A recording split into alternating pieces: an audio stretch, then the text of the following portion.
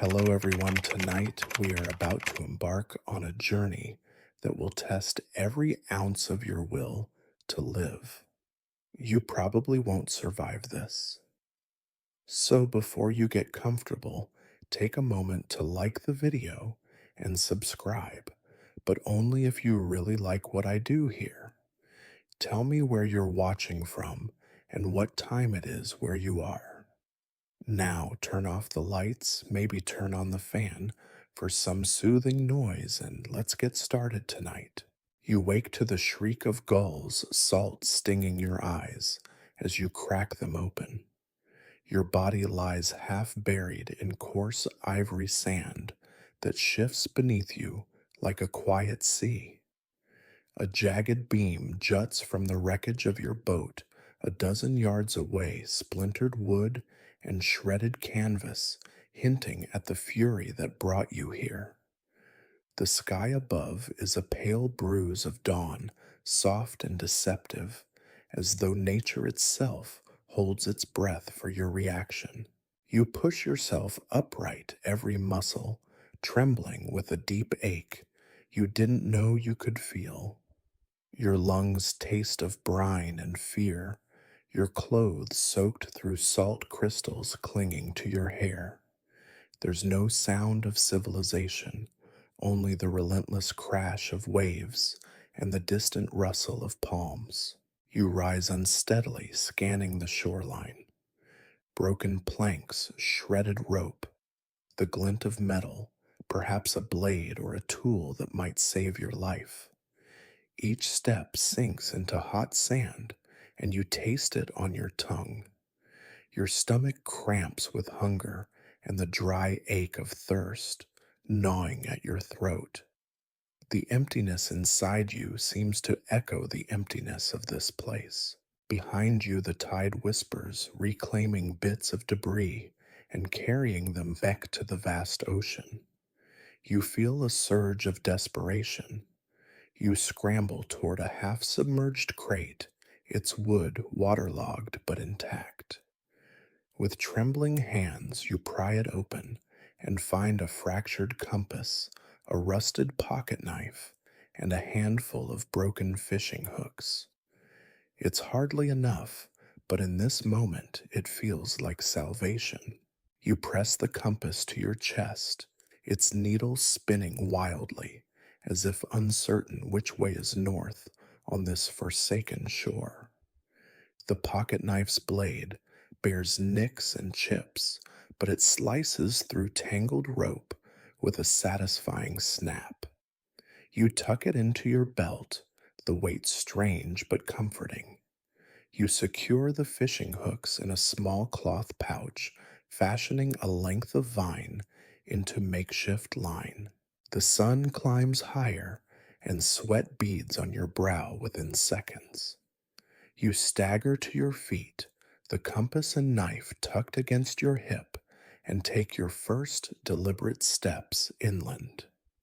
Each footfall is a commitment proof that you refuse to collapse on this sand. A warm breeze carries the smell of damp earth and distant flowers, but also a hint of decay.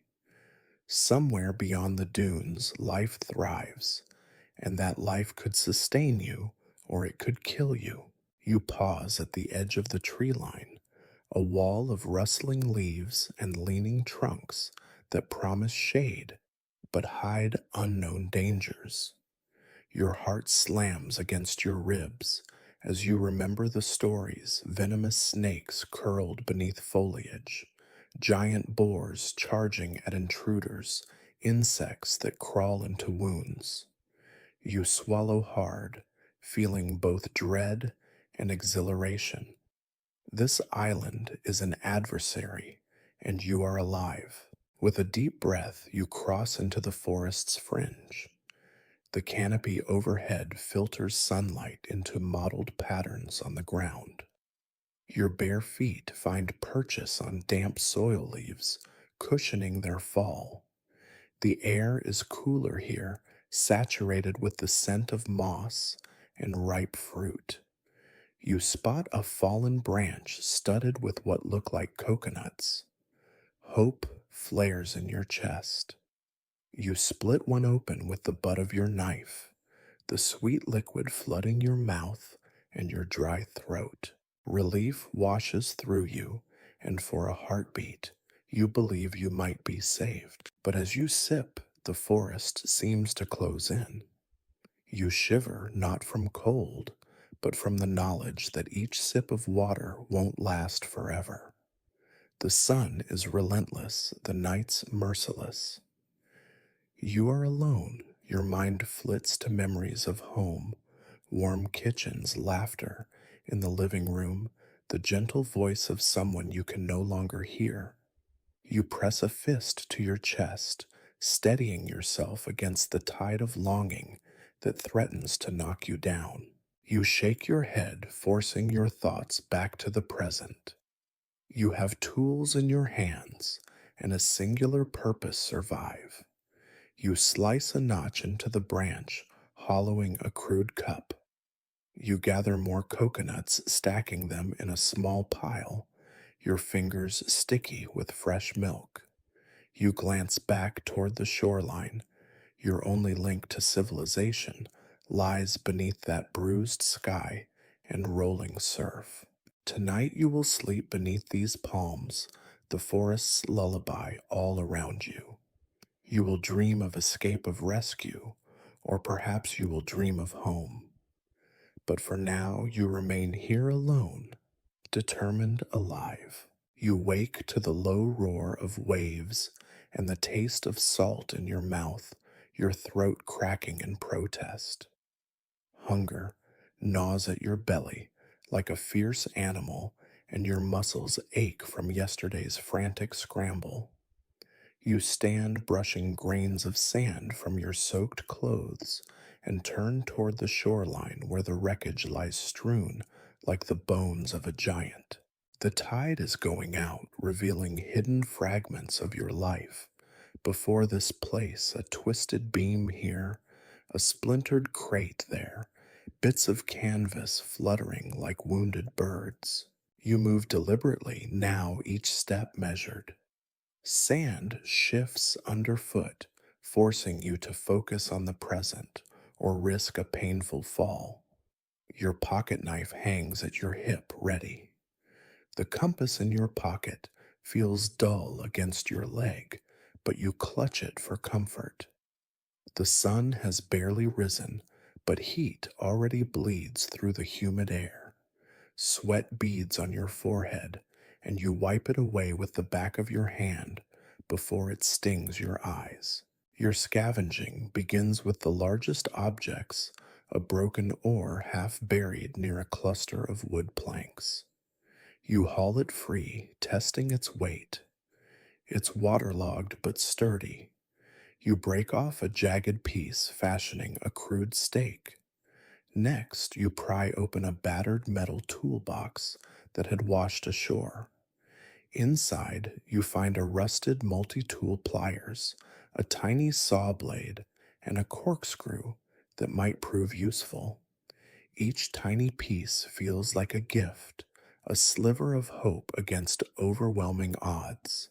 You carry your spoils back to the tiny camp you marked in the sand last night, a ring of stones you piled around your hard-won pile of coconuts. You place the oar stake upright, using it as a drying rack for whatever you salvage next. Taking a deep breath, you plunge back toward the broken hull, determined to extract every last usable scrap. A length of frayed rope catches your eye. Its fibers are worn, but with careful splicing and knotwork, you could repair shelter or rig a fishing trap. A wave crashes against the hull, spraying you with icy water.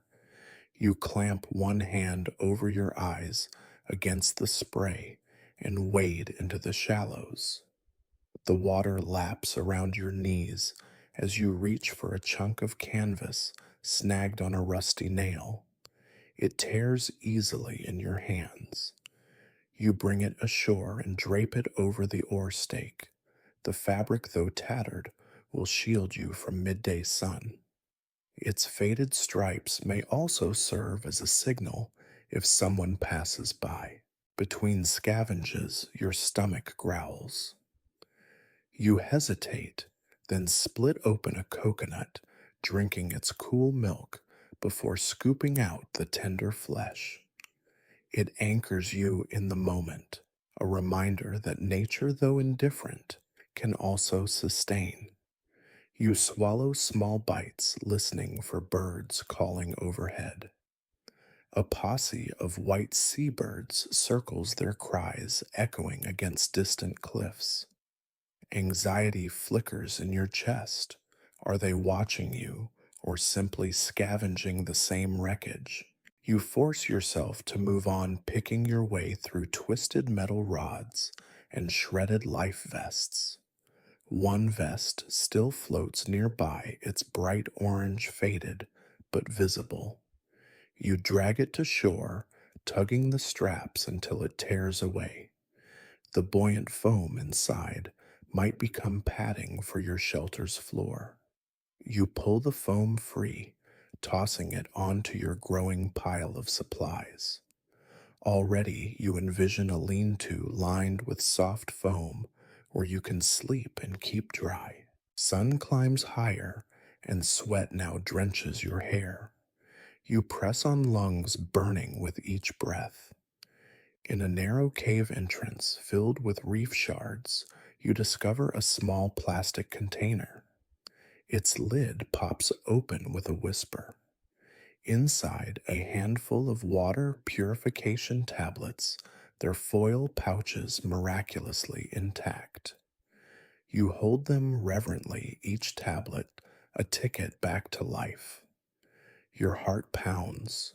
Tears sting your eyes as you imagine bodies iced by player water, your throat no longer scorched. You gather the tablets with trembling fingers, sliding them into a shell you hollowed earlier. The container itself will store seeds you collected from the coconuts and a few mango pits you spotted inland. Seeds, ideas of tomorrow. You tuck them into the makeshift pouch with the fishing hooks fastening the bundle with a length of vine. The weight at your side feels balanced, now tools for the body, hope for the future. Time slips by unnoticed. Waves lap, birds wheel, and the sun arcs across the sky, painting the sand gold. You pause to rest against the oar stake, heart hammering. You study the horizon, the endless stretch of blue that had once beckoned you toward freedom. Now it taunts you with its immensity. You clamp your eyes shut, repeating a silent mantra, one step, one scrap, one breath. As afternoon shadows lengthen, you haul one final bounty to camp, a section of mast rope woven with lightning cable and insulated wire. Inside the hull, you saw a sparking panel, perhaps from your boat's electronics. But here lies the lifeline to craft a signal mirror or spark a fire by rubbing wires together. You place the rope atop the canvas shelter, envisioning nights bright with flickering light and the promise of rescue. Night approaches, and you survey your hull oar stake with drying canvas metal toolbox fragments, a foam life vest liner, a scavenged vest, water tablets, seeds, fishing hooks, and grafted rope. Each item lies in neat order, a testament to your stubborn will. Hunger still bites, but you no longer feel as empty. You have tools, you have plans, and you have the courage to see each moment through. In the fading glow, you assemble a fishing line from vine and hook, knotting it with careful precision. You cast it into the darkening water, waiting for a tug that will bring a small fish to your palm. You breathe deeply, savoring the rhythm of effort and reward. The shore may be barren, but you have found nourishment in the wreckage, both physical and spiritual. Tonight you will rest beside your bounty, the makeshift tools of survival arrayed like trophies. And tomorrow you will wake again, scavenge again, and live again. You feel the first rumble of thunder as you survey your camp, the air shifting from hot and still to heavy and electric. Dark clouds roll in from the west, lanterning the sky in bruised purples and slate grays. You tuck your makeshift fishing pole and the foam padding into your shelter's lean to frame, your oar stake drying rack now doubling as a support for the roof, and brace yourself for the coming onslaught. Rain here is less a gentle reprieve than a deluge that sweeps away the unprepared. You gather driftwood pieces, long, crooked branches, bleached by sun and salt water, and drive them vertically into the sand, forming a rough A shape. The life vest foam pillows the base cushioning your back when you lean.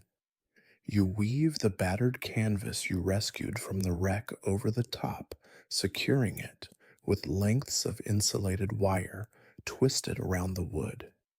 The fabric strains under your fingers, but it holds rippling like a battered flag in the stiffening wind. You remember the first sweet drops of coconut milk at dawn and cling to that relief as motivation.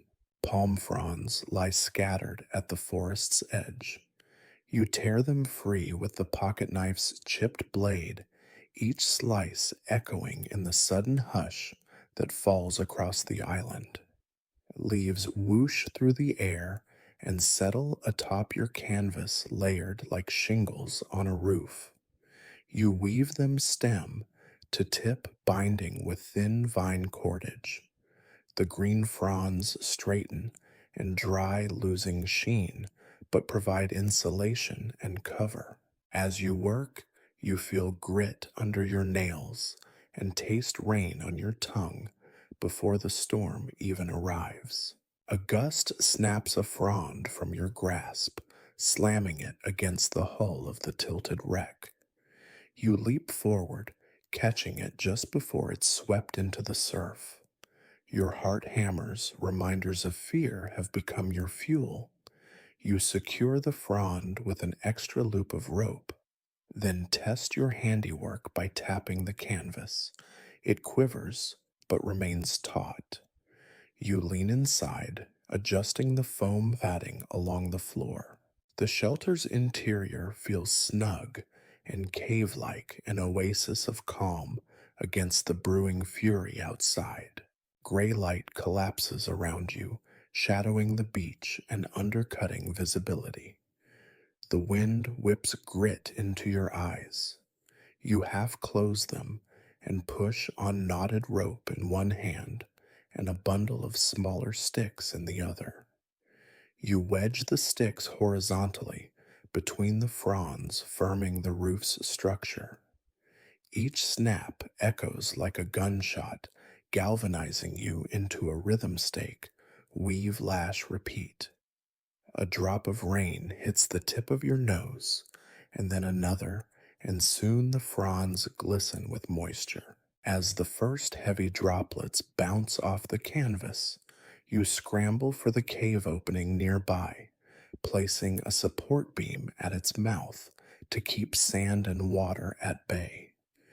You clear out debris, a tangle of seaweed, and shards of glass sweeping with your hand until a thin trench channels water away from your doorstep. You stack stones along its edge, creating a rudimentary moat. It's not perfect, but it speaks of your resourcefulness, every adjustment born from necessity. The storm arrives in earnest, rain hammers, the fronds drumming a frantic tattoo overhead, and wind tears at the roof, making the canvas flap like a wounded bird. You crouch inside, pressing your back against the damp foam. The smell of wet earth mixes with salt and driftwood smoke from last night's fire. You close your eyes for a moment, remembering the tropical breeze that carried the scent of mango blossoms, and then steel yourself. There is no comfort without an effort. Lightning rips the sky open bright as a blade. You gasp, nearly dropping the knife that dangles from your belt. Thunder follows a deafening roar that shakes the ground beneath you. You feel your shelter shudder, so you stand and anchor the base of the oar stake deeper into the sand. Mud collects on your feet, cold and heavy. You wipe it away on your pants, your teeth chattering despite the heat.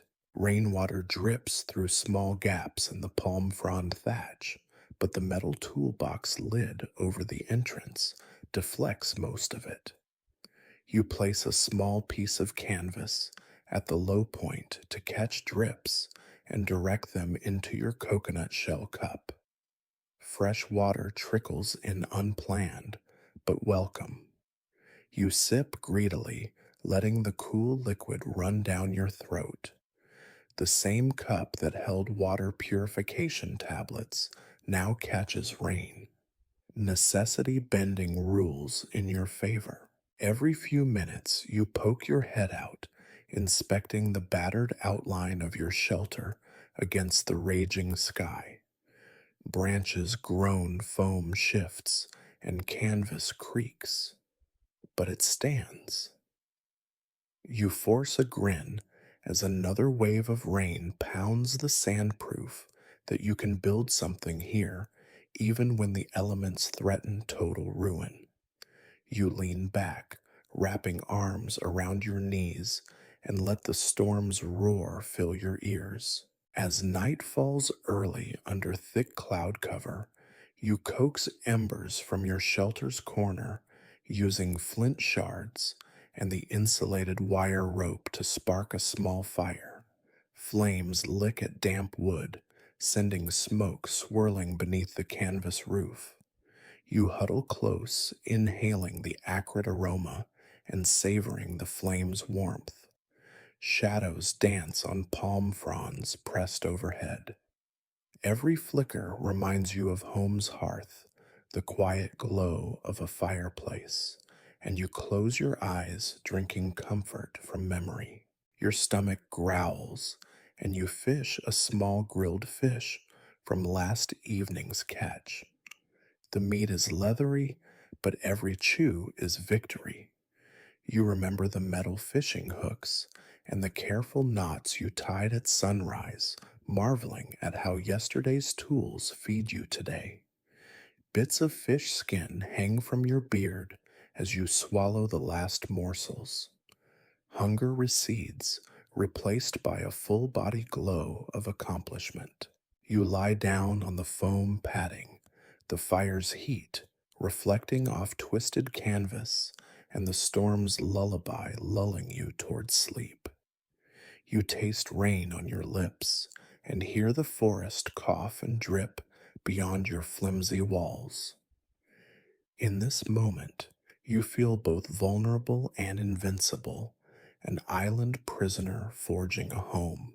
Outside, thunder mutters, but inside you rest your head on driftwood backbone and close your eyes. Tomorrow will bring new challenges, fresh foraging, deeper exploration, perhaps another dance with death by snake or boar. But tonight you made shelter. You turned wreckage into refuge, and for that you let hunger and fear soften, allowing exhaustion to pull you into dreams of rescue. You wake with a start to the shriek of cicadas, their chorus, a relentless reminder that time on this island is measured not by clocks, but by the rhythm of nature. Your tongue feels swollen and your throat rasping as you force yourself upright. The makeshift shelter is still intact. Palm fronds sag and drip with last night's rain, and the canvas walls glisten. But the coconuts are gone, and you haven't felt the sweet rush of water in what feels like days. You press your palm against your throat, scratching at rough skin, and taste nothing but dryness. The forest floor is a patchwork of shadow and light, and you step cautiously, each footfall releasing a puff of dust. The sun peeks through ragged clouds, and the humidity presses down like a weight on your chest. Your compass, its needle now steadied, points inland. You follow it every step, an act of faith. The air grows heavy with the scent of damp earth and decaying leaves, signs that water could lie ahead beneath the canopy. You cross a narrow creek bed, the bed itself cracked and silent, save for a few shallow pools of murky water. You kneel, cupping hands to your mouth, tasting bitterness and grit. You swallow slowly, savoring the momentary relief, even as you worry about what toxins might lurk within. Your stomach churns, but you press on, reminding yourself that any water might be better than none. Thirst has become a constant drumbeat in your mind. You scan the underbrush for vines that leak moisture when cut and spot a tangle of thick, glossy leaves hanging from a nearby tree. You slash at the vine with your pocket knife, and a string of clear liquid dribbles forth. You hold your mouth beneath the cut, but the flow is barely enough to wet your lips. You fashion a funnel from a strip of canvas and direct every precious drop into your coconut shell cup. You swallow again, urgency in every swallow, feeling a spark of hope ignite in your chest. Yet the forest remains ominously silent. Birds have fallen quiet, their songs replaced by the distant buzz of insects. You swallow hard as a sudden movement flickers in your periphery, a flash of green scales sliding behind a vine. A snake, you think, and you freeze, heart hammering against your ribs. You remember the stories of island vipers coiled beneath leaves ready to strike. You grip your knife tighter, pulse racing until nothing moves. You exhale, your breath shaking as you realize fear itself is as dangerous as thirst. Pushing deeper, you come upon a cluster of moss covered rocks. Moisture drips from their surfaces, pooling at their base. You drop to your knees and drink the cold water, flooding your dry throat and sending shivers down your spine. Relief washes through you momentarily, erasing every ache. But you know that this small pool won't sustain you for long. You press your palm against the rock, tracing the path of the seep, and peer into a narrow crevice where water glistens like trapped light. You tie a length of canvas around a small stick to fashion a swab, dipping it into the crevice to absorb more liquid than your hands could. You squeeze the makeshift cloth into your cup, coaxing every drop from it. The sun climbs higher, and sweat pours down your back as you work. You press your head to the rock, drinking until your vision blurs around the edges. You lean back, your legs trembling, and taste success on your tongue. But triumph is fleeting when thirst is so voracious. You know you must find a more reliable source, a stream, a spring, or perhaps even a hidden lagoon. The forest thickens ahead, vines twisting like serpents around ancient trunks. You pass ferns and orchids, their colors bright but muted in the dim light. You grip your compass and keep heading north, embracing the uncertainty that each step could lead you to salvation or to your end. Your throat constricts again, and you pause by a fallen palm. You break open its trunk, hoping to release the pockets of moisture within. Sticky sap oozes out its sweetness, tinged with bitterness. You press your palm to your lips, grateful for the coolness, but even this trickle disappears too fast. You lick your palm until it feels rough and swallow one last drop before moving on. Heat radiates off the ground, and your shirt clings to your back. You wipe your face with muddy hands, eyes stinging as sweat and dirt combine. You feel lightheaded, and the edges of your vision darken. You swallow desperately, reminding yourself that panic will only make you lose more moisture. You place one foot in front of the other, each step deliberate. You think of home, the tap water running clear, and cold, the drip of an ice cube melting in a glass. You inhale deeply, letting that memory fill your lungs with strength. Ahead, the canopy parts briefly to reveal a slope of jagged stones. At its base, you spy a thin veil of mist rising into the air. Your heart leaps. Mist could mean water. You descend carefully, each footfall measured. As you near, the mist becomes a fine spray dancing atop a rock basin filled with clear, pale blue water. You crouch, cupping the basin in your hands, and drink deeply, first tentative sips that turn into frantic gulps. Your stomach protests, but you ignore it, letting the water fill your lungs and flood your veins. You splash water across your face, washing away weeks of grime, salt, and sweat. The basin's smooth edges press into your palms, grounding you. You peer into the water, watching ripples distort the reflection of the trees above. You breathe, really breathe, for the first time in days. Relief floods every molecule of your body, and you close your eyes, savoring the moment. But the forest doesn't wait.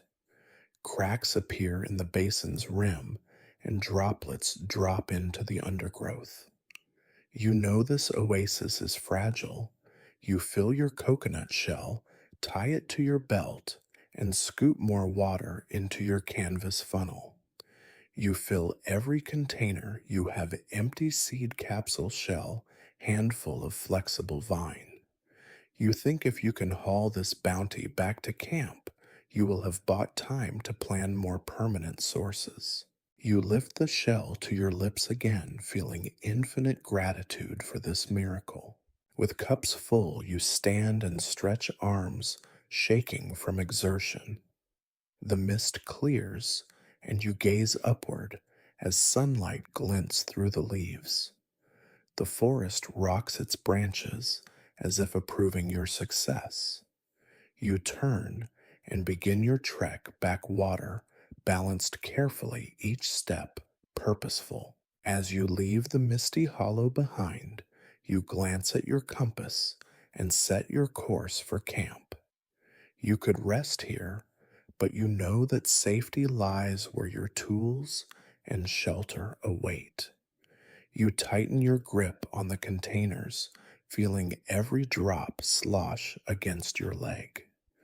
Thirst may always be your fiercest foe on this island, but today you conquered it, if only for a moment. You pause at the forest's edge, watching dust motes dance in sunbeams over the sandy path. You feel both triumphant and fragile, a man saved by nature's hidden generosity. You step back into the open, the weight of water a new precious burden, and make your way toward the lean-to you built, today's victory cradled against your side. You navigate the forest edge at dawn, the trees parting like curtains to reveal a strip of rocky coastline just beyond the palms. Your legs throb with fatigue, and each step crunches through dried leaves and twigs, but you press on, driven by the fragile cup of water sloshing at your hip. The island seems to hold its breath, the hush broken only by distant seabirds and the whisper of waves against hidden coves. Hunger tugs at your belly, but you push the thought aside.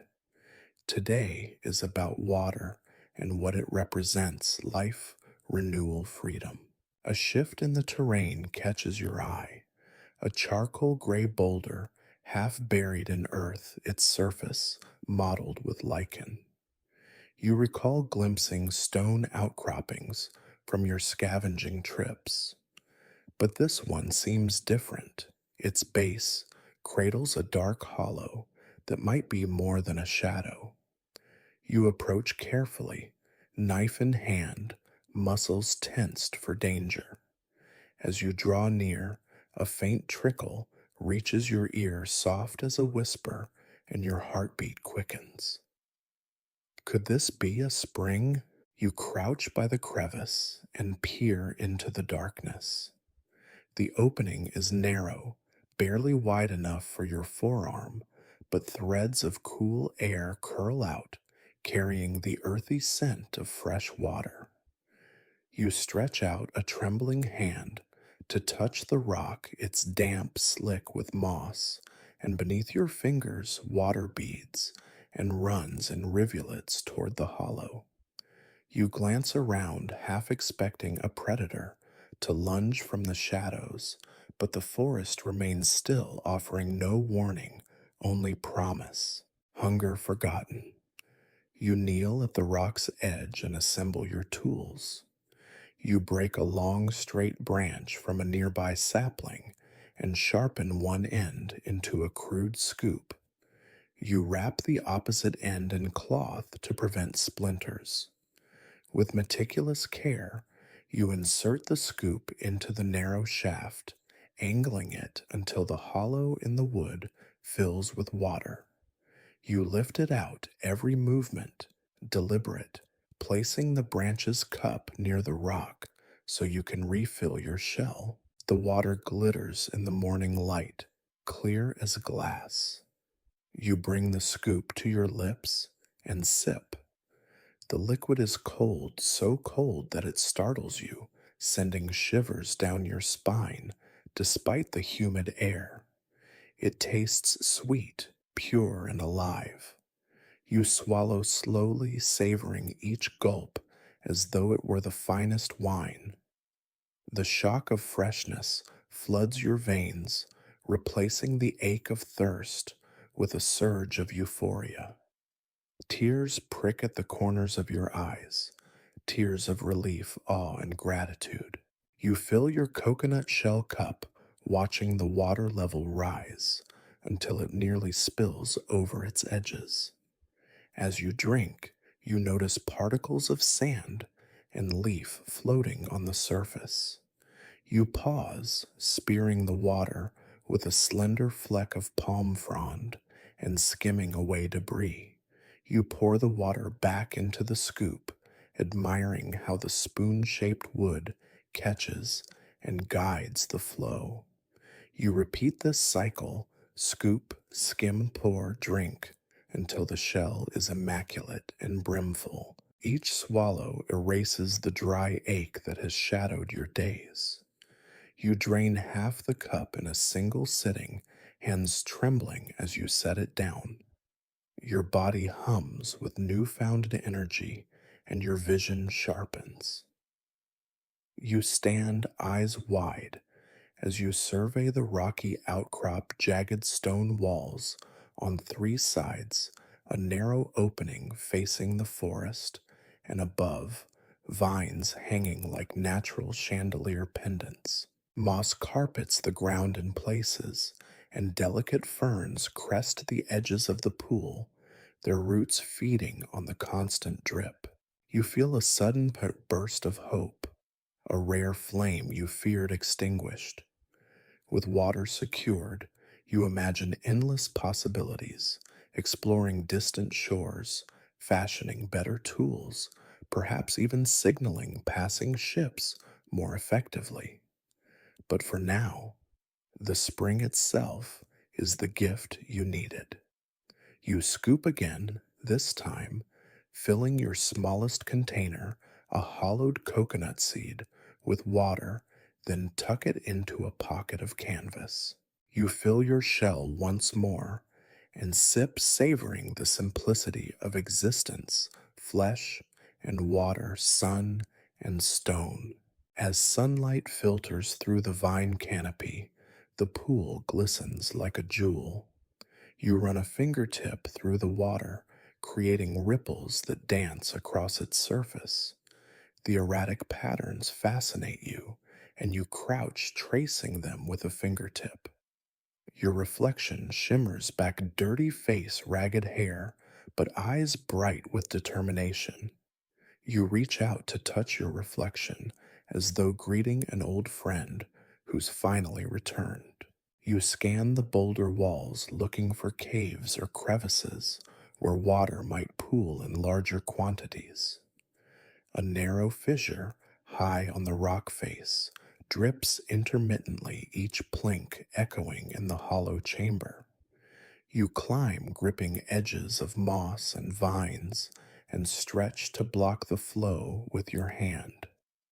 The water collects behind your palm and you tilt it, guiding drops into the scoop below. Working methodically, you carve notches into the stone with your knife, creating tiny grooves to channel water into a primitive basin you fashion from clay like mud beneath the spring drop. You pat it smooth and seal leaks with more mud, then line it with a piece of canvas to hold each precious drop. For the next hour, you refine your system, widening grooves, reinforcing the canvas, compacting walls. The makeshift basin now traps every available drop, filling steadily. You step back, arms akimbo, and admire your handiwork, the first true engineering feat you've constructed on this island. Pride blooms within you, rivaling the relief of water. You squat and drink from the basin's brim, feeling the slick canvas soothe your lips. Strength surges through your limbs. You tear a length of vine from overhead, knotting it to form a hanging loop for the scoop, ensuring it always rests beneath the drop. Then you wander the rock face, curating shovel shaped sticks to wedge into cracks, preventing erosion and directing more water downward. The steady drip becomes a rhythm, a heartbeat echoing through stone and through you. Finally, you step away, wiping sweat and water from your brow. You load your containers, the coconut shell, the seed husk, the scout's scoop, and an empty shell you plan to barge with more water on your way back. You stand at the pool's edge and bow your head in silent gratitude, an act of humility you barely recognize, yet one that feels true. You turn to leave, but pause. The spring is a sanctuary, a place to return when thirst claws at your gut. You carve a small notch into the rock, an arrow pointing inward to mark this spot for your future self. The symbol feels sacred, a pact between you and the island you will survive. It will sustain you. Shoulders squared, you head back through the forest, the path home illuminated in your mind like a glowing thread. The world feels kinder, the trees less menacing, the dawn less oppressive. Every leaf you brush seems to whisper encouragement, every bird call a victory cry. The journey to this spring was fraught with fear and doubt, but its waters have altered your fate. As you leave the rocky hollow behind, you savor the weight of water in your pack. Each step toward camp is now buoyed by hope. The island that once seemed a prison has become your provider, its hidden spring a promise of life. You rise before dawn, stirred by a distant chorus of howler monkeys echoing through the trees. The damp air clings to your skin as you break camp, packing away coconut cups and the timber scoop you fashioned. With the spring's bounty secured, you stride inland, intent on mapping this island that has alternately threatened and sustained you. The compass at your waist no longer spins wildly. Its steady northward point guides you deeper into the wilderness. The forest here feels older. Thick trunks ringed with vines, knotted roots unfurling like serpents across the ground. You pause to press your palm against one massive trunk, feeling its slow pulse of life beneath the bark. You trace your hand upward, marking a knot in the wood with a shallow gouge from your pocket knife. This will serve as a landmark for your route, a silent guardian telling you you've been here before. Stepping around the tree, you notch another tall palm where it leans east, creating a crude compass rose of bark scratches that catch rainwater and darken overnight. You consult your own internal map north to the spring east toward the beach south to the shoreline wreckage and west. Well, west holds the unknown. There you've seen hints of a valley in the distance, its sloping green walls promising a different ecosystem to explore. You continue pausing every few paces to pick a reference point. A boulder shaped like a crouching jaguar, a cluster of orchids blooming in ghostly white, a crooked branch arching over a hidden trail worn by animal hooves. You carve a tally mark on each five, so far each scratch a vow to return.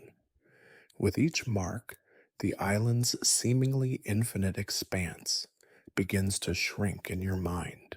Hours pass, and the sun arcs high, dappling the forest floor in dancing light. Sweat soaks your shirt, and hunger grumbles in your belly, but you push upward toward a rise you glimpsed beyond the tangled undergrowth. You clamber over gnarled roots and rocks, heart pounding with exertion and anticipation. At the top, you emerge into a clearing, bathed in gentle light, a grove of fruit trees you've never seen before, their trunks low and twisted branches heavy with clustered pods and berries. Your breath catches in your throat. Here, amidst the greenery, hangs bright orange mangosteen, shiny and smooth, clusters of purple figs ripening in the sun, and further back the dark purple orbs of wild plums. A low hum of bees drifts on the warm breeze, pollinators at work. Beneath the canopy, a carpet of fallen fruit sprouts new seedlings. You crouch to examine the ground, discovering a smashed fruit half buried in soil that exudes a sweet, heady aroma. You step forward with reverence, careful not to crack the fragile soil around seedlings. You pluck a ripe mangosteen from a low branch, its skin cool and taut. You press your pocket knife's tip and slice through the rind, revealing glistening white segments bursting with juice. You bite in, and tart sweetness floods your senses, a burst of flavor so vivid you close your eyes. The flesh melts against your tongue, and you swallow, savoring the rush of energy that accompanies the fruit's natural sugars. You harvest a few more, small enough to fit in your palm, but weighty with nourishment, and place them gently in a pouch suspended from your belt. Next, you reach for figs, their soft skins yielding to the touch. You pop one into your mouth. It squishes pleasantly between your teeth, seeds crackling lightly as the syrupy sweetness fills your mouth. You chew slowly each bite, a reminder that life on this island extends beyond daily struggles. It offers gifts if you know where to look. You sit cross legged beneath the largest tree, drawing your breath in long, deliberate sips. You scan the grove's perimeter, noting how sunlight filters through a gap in the canopy onto a distant hillside. Your mind races with possibilities. Could fresh water trickle down from there? Might more edible plants flourish in that hidden valley? You tuck a fresh fig into your pocket and stand sliding the pouch of mangosteens across your shoulder.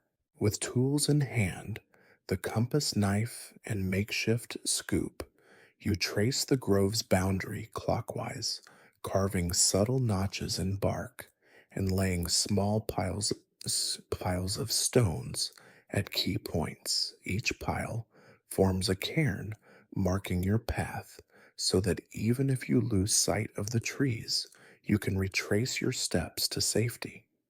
You pause to inspect one stack, smoothing the stones until they balance securely.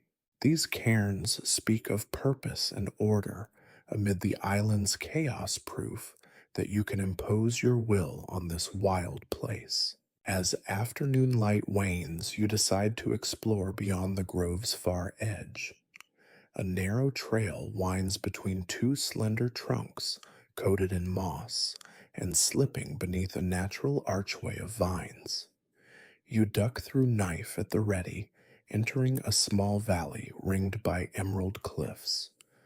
The valley floor is dotted with low shrubs, heavy with purple berries, and vines trailing into what you suspect may be a marsh. Mist drifts just above the ground, beckoning you closer. You advance, stepping around dew laden spider webs that glimmer in your flashlight's glow. You taste one tiny berry tart and slightly bitter and swallow. Your stomach jitters in delight. Each flavor here tastes sharper, more vibrant than the bland rations you once took for granted. You pocket a handful, mindful of storage space. The shrubs yield more bounty pods of wild chestnuts hidden beneath leaves, their spiky husks begging to be cracked open. You mark the valley entrance with another notch on a smooth rock face, then set out to find its far end. You skirt the marshy area, careful not to get bogged down in mud that could suck your boots from your feet. A chorus of frogs croaks from deeper within, and you make a mental note that the marsh likely harbors insects and small creatures, both prey and predators.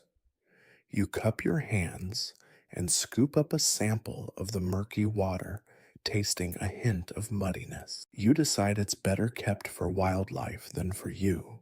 The valley slopes upward toward a rocky outcrop. You climb steadily, pressing toes to crevices and gripping vines for leverage. At the crest, you gasp at the sight the shoreline unfurls to the north, the wreckage gleaming faintly in the twilight sun. To the east, the dense forest stretches to the horizon. To the west, the valley continues narrowing between cliffs until it disappears.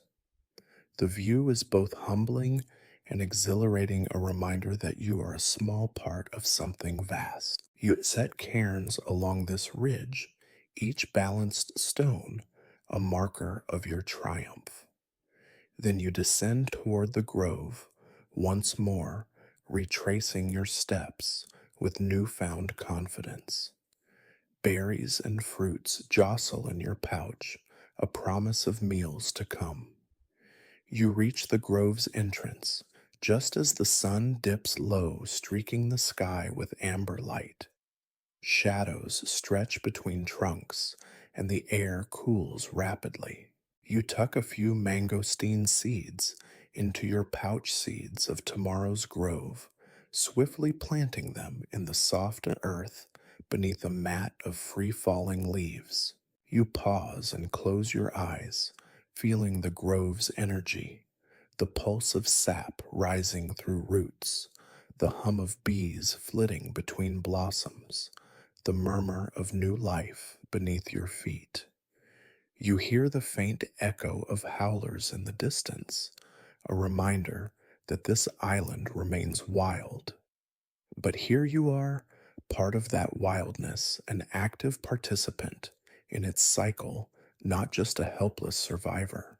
With dusk settling, you follow cairn lit paths back to your shelter. Your legs ache and hunger returns as a dull throb, but you carry fresh fruit and a growing map of this landscape etched in your mind and on the trees. The compass at your hip no longer feels like a stranger. It's an extension of you, your connection to the world beyond, and the guide through this one. You reach camp in twilight, the lean-to glowing softly under lantern light. You arrange your haul: mangosteens, figs, berries, chestnuts, and seeds. Each item tells a story of exploration, risk, and reward. You carve a quick tally into your ore stake map: 6 stops so far shoreline, camp storm shelter, spring rocky hollow, fruit grove valley ridge. You step back and survey your work, pride warming you more than any fire. Tonight you feast under flickering embers, tasting the fruits of your labor. Your stomach hums with satisfaction, and your heart expands with wonder at the island's generosity. By marking trails and leaving cairns, you have transformed uncertainty into knowledge, fear into curiosity.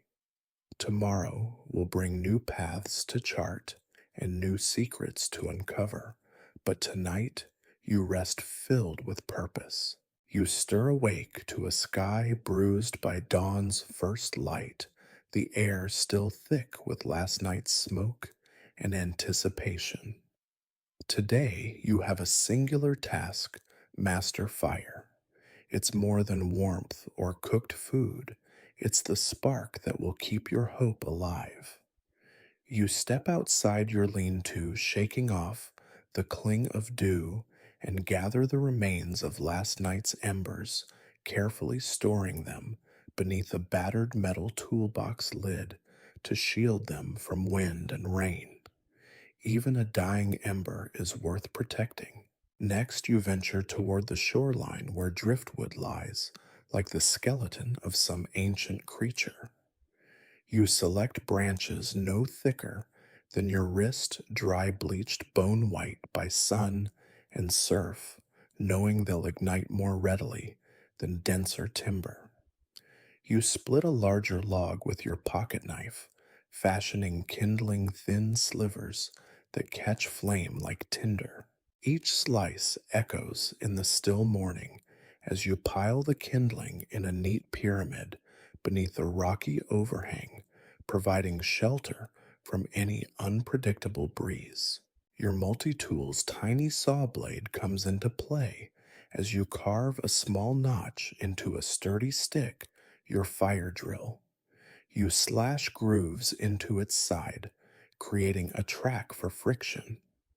You fashion a flat, broad plank from a piece of driftwood to serve as your fireboard, carving a shallow depression at its edge.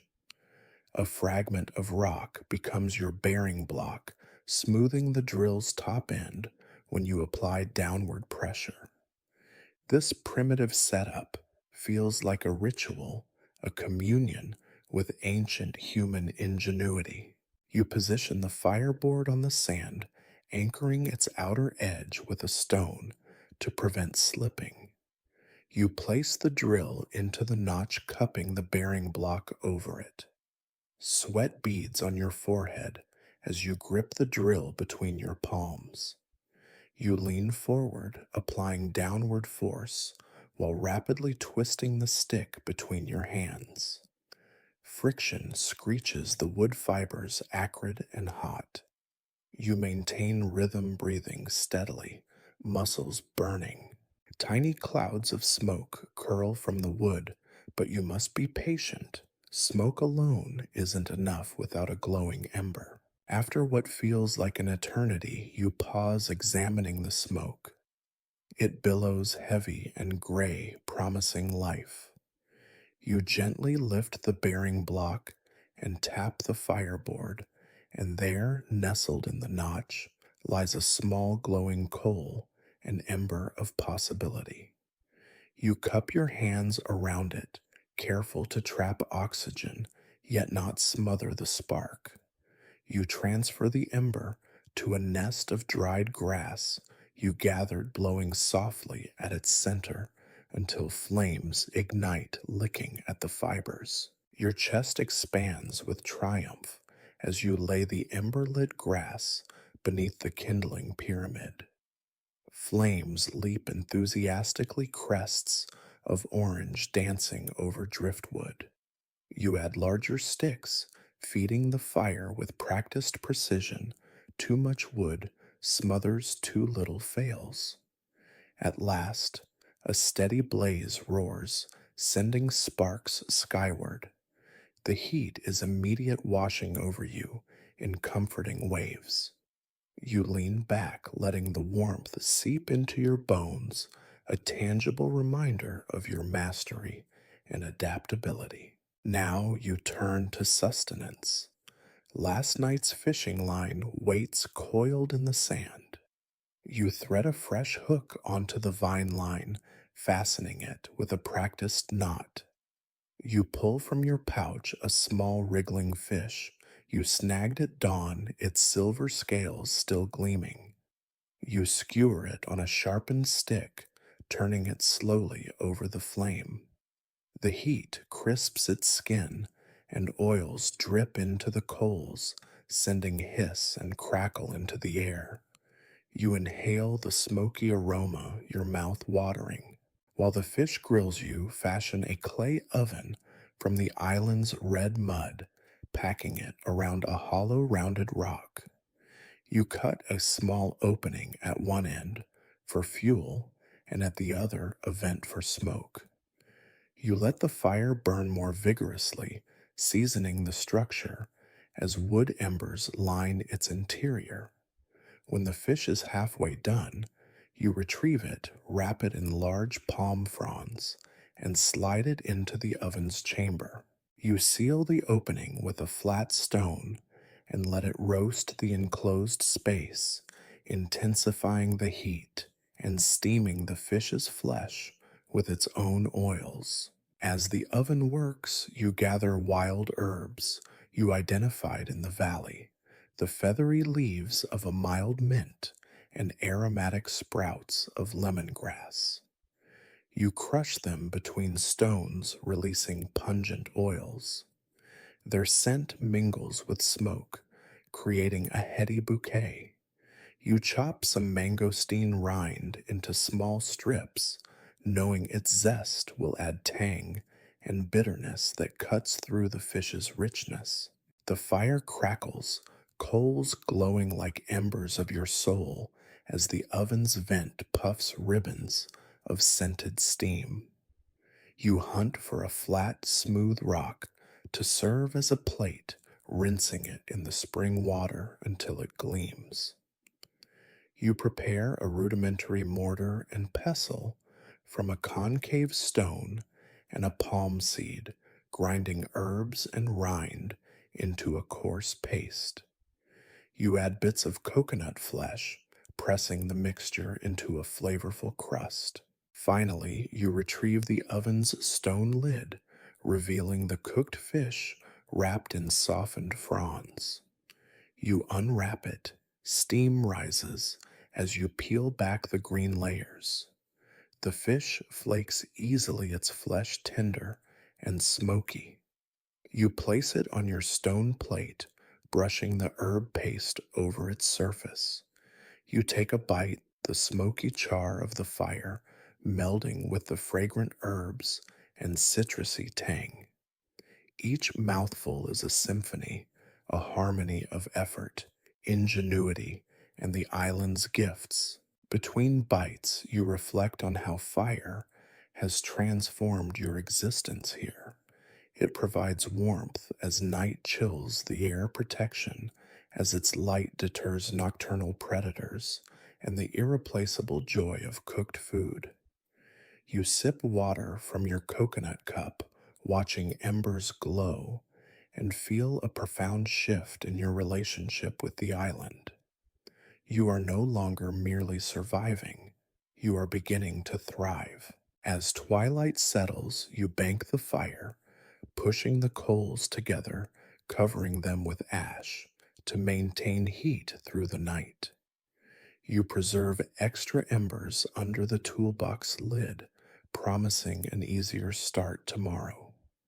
You tuck your tool's drill fireboard bearing block inside the cave's mouth for safekeeping. Your body hums with warmth and satisfaction, your spirit buoyed by the day's accomplishments. You lie against a smooth rock near the fire's edge, the night sky unfurling above, in a canopy of stars unfiltered by city lights. You let the fire's warmth seep into your limbs, eyes drifting shut as crickets trill in the surrounding foliage. The scent of smoke, mint, and lemongrass lingers in your nostrils, a reminder that every challenge here is an opportunity to innovate. Tonight, the fire is your companion, its steady heartbeat echoing the rhythm of your own. You close your eyes, confident that tomorrow will bring new trials and that you will meet each with the same ingenuity and resolve. The island has tested you, but with fire in your hands, you have harnessed its power and illuminated your path forward. You wake before first light, muscles still humming from yesterday's exertions, and the memory of glowing embers and savory fish lingers in your mind. Today, however, the island's darker side calls. You step into the forest, lantern in hand, eyes searching for signs of life beyond birdsong. Every rustle and snap of twig underfoot feels magnified. You tread carefully on damp earth, recalling the warnings in your own head: snakes beneath leaves, boars with tusks sharp as broken glass. Your path follows the valley's edge, where the undergrowth grows thickest. Vines coil around low branches, and ferns unfurl in damp pockets of shade. The air smells of wet wood and decay. You grip your knife tighter, its edge gleaming in the lantern's glow. The beam of light dances across patches of fungus and moss, revealing arrow-like markings you carved days ago. A sudden hiss snaps your head to the right. Your heart bursts in your chest as you spot a sinuous shape coiled around a fallen log, a venomous pit viper, its scales patterned in earth tones, head raised in warning. You freeze, chest tight. The snake's forked tongue flicks, tasting the air. You remember your training, stay calm, back away slowly. Your pulse pounds, but you keep your gaze steady, unwavering. You lower the lantern a fraction to avoid glare, and you inch backward foot by foot until the snake relaxes and slithers away into the leaf litter. Relief surges through you, but only for a moment. The forest's dangers are not finished with you yet. You exhale slowly, wiping sweat from your brow, hands trembling. You remind yourself that fear is a tool, keeping you alert, keeping you alive. Pushing deeper, you enter a clearing where moonlight filters through the canopy in silver shafts. You spot fresh boar tracks in muddied soil, cleft hooves, and gouges. You recall our supplies, dried fruit, and fish away from camp water near the lean to. Wild boars will trample nests of fruit and attack if surprised. You grip your spear, a sharpened branch you carved last week, and whisper to yourself, eyes open, ears open. You crouch behind a toppled palm and watch as two enormous boars emerge, their bristled backs, hunched tusks gleaming as they forage. You feel a cold thrill. These are your predecessors on the island's food chain. You debate drawing them off into a trap, but practicality wins. You are unarmored and far from your refuge. You wait for them to pass, breath held tight, knees trembling until they ambush a clump of fallen mangoes and root at the earth with explosive power. As suddenly as they appeared, the boars grunt and lumber away toward thicker brush. You release your breath in slow gusts, feeling every rib bone expand. You inspect the footprints, deep impressions. If a boar charged, you could be knocked down, gore you in seconds. You swallow head swiveling to ensure no pair of beady eyes watches you. The forest's hush presses close, then loosens, and you press onward. Night gives way to dawn, and you follow a narrow creek that winds toward higher ground. The underbrush here parts to reveal slippery rocks and petite waterfalls. The sound of cascading water soothes your frayed nerves. You step carefully across slick stones, booted feet, finding purchase in shallow pools. Mist rises in curls, and you can't help but smile. Beauty persists among danger. You pause at a mossy ledge, drawing fresh spring water into your cup. As you drink, you notice in the rocks a den like cave entrance, dark and yawning. You shine the lantern inside and catch glinting eyes. Rats, you think, but as they scurry, you realize they're small venomous scorpions, their curled tails arching overhead. You jerk back, heart racing. You know stings can incapacitate you for days, an agonizing death by dehydration. You step back from the cave and brush hands through hair, mind racing with scenarios of injury that could spell your doom. A broken leg, a deep bite, a sting in the night. You grip your spear more firmly, its splintered top aimed for defense. You vow to mark this cave's entrance with a pile of stones and an arrow notch on the nearest tree. You do so feeling each rock's weight as you commemorate the threat. Continuing on, you reach a dense thicket of tall grass marked by rustling shadows. You hesitate, remembering that snakes sun themselves here at daybreak. You recall the pit viper from earlier, its venom coursed through your imagination. You lift a long stick and probe the grass ahead, each push sending a wave of green aside. No fangs flash, no hiss echoes, and you realize that prudence is as vital as courage. Emerging beyond the grass, the forest opens onto a plateau dotted with slender palms. A cluster of sea grape trees grows near the edge, their roots tangled in sand. Their thick, leathery leaves rustle softly. Beneath them, buried half in sand, lie clusters of nuts that taste like a mix of almond and coconut. You kneel and scoop handfuls, tossing some into your pouch.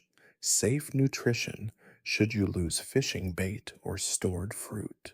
You glance over the plateau to the shoreline, a distant silhouette against the morning sun. You feel small but purposeful, surrounded by threats yet still standing. You scan the tree line for predators, no movement, just a silent pulse of wind through leaves. You rub your arms, the cool sea breeze, brushing sweat away, and you appreciate this brief respite. Your next goal is to carve a quick bypass around the plateau to shorten the route between spring and camp. You follow the tree lined machete raised, cutting through thorny vines and low branches. Sharp thorns catch your forearm, drawing thin lines of blood. You hiss, wiping the gash on your shirt, knowing these small wounds could become infected. You dip your cloth in spring water and wipe the cut, then press a piece of druid's knot leaf, a mild antiseptic, and wrap it with vine. You wince at the burn, but feel relief that infection might be staved. Pushing onward, you hear the rumble of water again, a hidden waterfall you spotted from ridge. You scramble downhill toward the sound, heart pounding at the promise of new exploration. At the base, water spills into a crystalline pool before tumbling onward. You stare in awe at the swirl of turquoise water, too beautiful to be real. But beauty doesn't negate danger. Currents here could sweep you away, and the slick rocks could betray you. You test the water with your toe, icy cold. You kneel at the water's edge and cup your hands to drink. The taste is pure, mineral rich, and sufficient. You refill your flask, mindful of each precious drop. You run water over your bandaged arm, feeling a sting that tells you the antiseptic is doing its work. You smile through the pain. Behind you, a soft crunch interrupts your moment.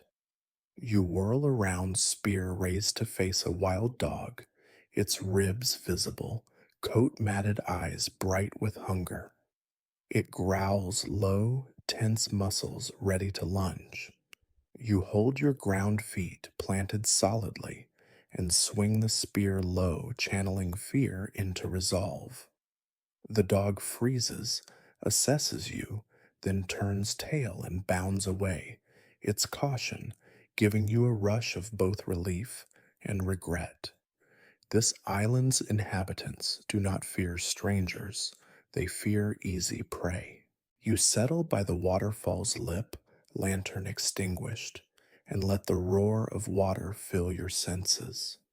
You trace the snake's hiss, the boar's grunt, the scorpion's thrill in your mind, proof that you've endured the island's trials. You close your eyes, letting memory weave itself into narrative. Each encounter sharpened your instincts, each fear refined your skill. As the sun peaks, you make your way back along your hastily cut trail, grateful that thorns and obstacles now form a clear path between key points. You step lightly, aware that tomorrow you might cross paths with new threats, a crocodile in a hidden lagoon or an aggressive monkey troop. But for today, you have proven that you can face danger and return. You reach camp at noon, bones tired, but spirit unbroken. You arrange the fruits, nuts, and fresh water near your shelter supplies replenished. You take a moment to rest against your ore stake map, palms pressed to its rough wood, and breathe. The forest has shown teeth, but you remain alive, stronger for the ordeal. Tonight you will sleep under the canvas roof with your spear by your side and your mind sharpened by danger's edge. You have faced venom, tusks, stings, and hunger and emerged resolute. The island's wild heart beats around you, but you have joined its rhythm. You wake to the steady hiss of the spring's drip, your custom alarm, and you stretch beneath the canvas lean-to muscles, loosening in gratitude for another day. Morning light filters through palm frond shingles, painting moving patterns on your foam mattress. You inhale the humid air, already thick with promise, and reach for your pocket knife to carve the time into your maps or stake. 5 notches for days survived, and a sixth for today's sunrise. Your first ritual begins before your feet even touch the sand. You crouch at the mouth of the cave and feed the embers beneath the toolbox lid, blowing gently to coax heat into life. Once you've coaxed a living coal, you transfer it into the debris of last night's fire pit, nestling it within kindling. Flames lick upward, gradually transforming into a roaring blaze. You kneel beside the fire, feeling its warmth seep into your bones, and orient yourself by its glow, north to the spring, east to the fruit grove, south to the shoreline, west to the valley. With fire established, you collect water. You select your largest container, a half shell tied with vine, and head inland in a practiced crouch, knowing the quickest path to the spring by heart. You pass tree carved notches, cairns of stones marking your route, and emerge into the rocky hollow. The spring bubbles with steady drip as if greeting an old friend. You fill your shell, then your coconut seed husk, then even your scout's wooden scoop, stacking them on a makeshift rack crafted from driftwood. Each filled container feels like a talisman against dehydration. Back at camp, you set the water in a shaded spot to cool. You tilt your head and take the first swallow from the shell, cool, clean, sustaining. With water secured, you focus on nutrition. You gather your fishing gear, hooking lines to fresh bamboo spears, and head to the shoreline grove you call Breakfast Beach. The tide lies low, revealing tidal pools alive with small fish and crustaceans. You wade into knee-deep water, eyes scanning for movement.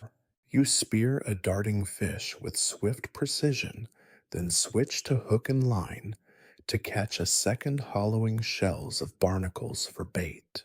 Once you've 2 fish, you return to the fire, using it to sear scales and firm flesh. While they cook, you wander to your fruit grove, plucking a mangosteen and a fig. You slice them open with your knife and taste their sweetness, savoring morning's bounty. You assemble your meal on a flat rock, breaking fish into strips and arranging fruit wedges beside them. You chew thoughtfully, thinking through the day's tasks, fortify the shelter. Roof scout the valley's far edge and reset snares for wild game. After breakfast, you take inventory. You spread your tools on a palm leaf pocket knife, compass, wooden scoop, makeshift saw blade, multi-tool fragments. You inspect each, cleaning and sharpening as needed. The knife's edge glints as you pare out dull spots. You oil the compass pivot with a drop of coconut oil drawn from a cracked shell, ensuring its needle spins freely. Each tool is a lifeline. Maintaining them is as vital as eating or sleeping. Midday, you return to the grove to collect wood. You split branches into manageable lengths, snapping off brittle palm fronds, and drag it back to camp on a vine leash. You refill your fuel rack and stack extra wood beside the fire pit. You then perform a shelter check. Palm frond shingles have shifted, leaving thin slits where rainwater could seep. You scale a low branch, weaving fronds back into place and tying them with vine to the canvas supports. You test each lash with a gentle tug. No strand will fail you in the next storm. As the sun reaches its zenith, you pause to reflect.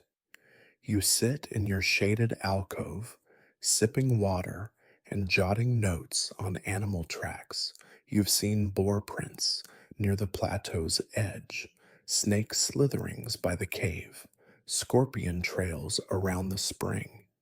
You map them on your oar stake, drawing tiny sketches beside each tally. These notes will guide your routes, avoid danger zones at dusk, collect herbs near the marsh at midday, set traps along animal corridors at dawn. Late afternoon brings the time for expansion. You grab a length of vine and follow the valley path, checking snares you set yesterday. A small rabbit dangles from one thin but fresh. You unlatch it gently, harvesting fur for insulating your shelter floor and meat for tomorrow's pot. You bury the carcass remains beneath stones to avoid attracting predators. You reset the snare, camouflaging it among fallen leaves and marking its location with a discreet notch on a nearby tree. Returning to camp, you prepare a simple toolkit: vine hooks, knife, small pouch of seeds you keep for planting near the shelter. You wander to a patch of cleared earth just outside your lean to and sow seeds, mangosteen pits, fig seeds, and wild plum kernels, scattering them and covering lightly with soil. You water the patch with leftover spring water, envisioning a small orchard of sustenance growing around your shelter. Evening arrives, and you light the fire ritual once more, spitting sparks into the sky. You grill the rabbit meat, wrapping it in banana leaf you found near the marsh. While it cooks, you stir a small pot of water over embers, adding leaves of mint and lemongrass to brew a soothing tea. You sip slowly, letting warmth fill your chest, washing away the day's fatigue. Your final ritual is reflection. You sit before the fire, scanning the island's jagged silhouette against the fading sky. You speak softly, reciting affirmations to bolster your spirit. I am resourceful. I am strong. I adapt. Each phrase echoes into the night, merging with the crackle of fire and the rumble of waves. You revisit your map in your mind: the spring, the grove, the plateau, the valley, the marsh, 15 points to guide you through 15 sections of this journey. With night deepening, you bank the fire for safekeeping, pushing glowing coals together and covering them with ash. You hang tools near the cave entrance and drape a tarp over your sleeping area. You lie down, placing your head on foam padding and pulling a thin sheet of canvas over your shoulders. Tomorrow will arrive with its own rituals: another fire, another water, run another meal forged from this island's bounty. You close your eyes, comforted by routine's embrace. In this wild place, your daily rituals are lifelines, each repetition forging resilience. And as sleep claims you, you know that consistency, steady, dependable, will be your anchor until rescue comes. Night stretches long under a canopy of stars, and you lie awake, listening to the island's symphony: the distant crash of waves, the rustle of palms, the soft hoot of an owl. In the silence, your thoughts drift to home, to laughter around kitchen tables and the gentle hum of conversation at bedtime. A hollow ache settles in your chest, deeper than any hunger or thirst you've known here. You sit up on foam padding and draw your knees to your chin, staring into the small dancing fire. Shadows flicker across the canvas walls, and you find yourself talking aloud. I remember your smile, you whisper, voice trembling, imagining you're speaking to someone lost to time. Remember the way you made coffee on Sunday mornings. Your words hang in the air, answered only by the crackle of embers. You clutch your pocket knife, its handle scuffed by countless nights like this. You run a finger along its blade, recalling how you used it to carve initials into the back porch railing of your family home. A surge of warmth washes through you, memories of warmth inside, far from the island's chill. You close your eyes, and for a moment you can almost reach through the darkness to touch that past life. Loneliness is a weight you carry more keenly than any tool or burden here. By day, you fight for survival, but by night, you fight for sanity. The wind whispers reminders of all you left behind. You speak again, recounting small moments, the laughter of a friend, the bark of a neighbor's dog, the smell of rain on pavement. Each memory is a lifeline, a tether to a world beyond endless sea and sky. You gather driftwood by the fire, adding pieces to keep flames alive. You stare into the flames, letting their heat chase away the cold and the shadows in your mind. You remind yourself of routines, tending fire, collecting water, mapping trails. These rituals anchor you, but they cannot fill the void of human voice beside you.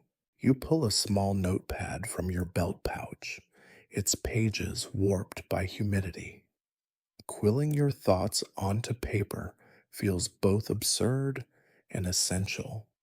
You write a letter to an imagined companion, describe the island's hidden spring, the taste of mangosteen, the thrill of coaxing that first ember to life. You write until your hand aches. Then you read the words aloud, as though performing for a silent audience. A night lizard darts across the sand, its scaled body shimmering in firelight. You pause, focusing on its tiny breath and the ancient calm in its movement. You realize that creatures here have no company beyond the wild. They accept solitude as part of their existence.